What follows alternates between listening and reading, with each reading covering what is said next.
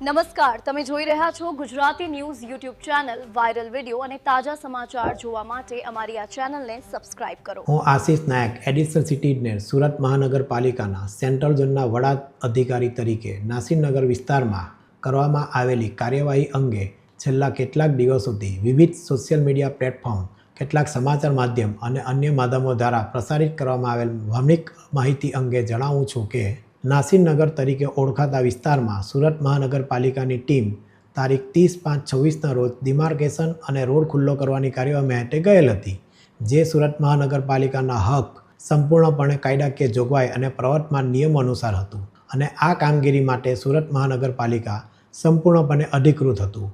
જે કાર્યવાહી દરમિયાન સામાન્ય સુલે અને શાંતિ જળવાઈ રહે તે માટે પોલીસ વિભાગને રૂટીન જાણ કરીને જરૂરી સહયોગ પણ પ્રાપ્ત કરવામાં આવ્યો હતો. આ સમગ્ર પ્રક્રિયા સંબંધિત દસ્તાવેજ પુરાવા અને સ્થળ પરની હકીકતોના આધારે હાથ ધરવામાં આવી હતી. આ કોઈ ભૂતિયા ડિમોલિશન નથી, પરંતુ કાયદાકીય પ્રક્રિયાના ભાગરૂપે થયેલ કાર્યવાહી છે. આ કામગીરી દરમિયાન થયેલી ઘટનાને લઈને માનનીય મ્યુનિસિપલ કમિશનર દ્વારા એક તપાસ સમિતિની રચના કરવામાં આવી છે. ડિમોલિશન સંબંધિત તમામ મુદ્દાઓ અંગે નિષ્પક્ષ તપાસ ચાલી રહી છે. આ તપાસ પ્રક્રિયાને સંપૂર્ણ સહયોગ અમે આપી રહ્યા છે. તેમ છતાં દુર્ભાગ્યવશ કેટલાક કહેવાતા આગેવાનોએ આ મુદ્દાનો દુરુપયોગ પોતાના અંગત સ્વાર્થ અને રાજકીય લાભ માટે કરી રહ્યા હોય તેવું જણાઈ રહ્યું છે.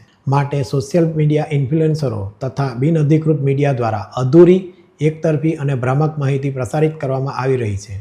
આવી માહિતીના આધારે સુરત મહાનગરપાલિકા તથા તેના અધિકારીઓ અને કર્મચારીઓ વિશે ગેરસમજો ઊભી કરવાનો પ્રયાસ થઈ રહ્યો છે. આ ઘટનાથી એસએમસીના અધિકારીઓ અને કર્મચારીઓ ઉપર સતત માનસિક દબાણ, જાહેર આક્ષેપો તથા એકતરફી પ્રચારના કારણે પ્રતિકૂળ પરિસ્થિતિનું નિર્માણ થયું છે અને અમારા અધિકારીને બિનઅધિકૃત મીડિયા દ્વારા દબાણમાં લાવીને બોલવા પણ દીધા નથી.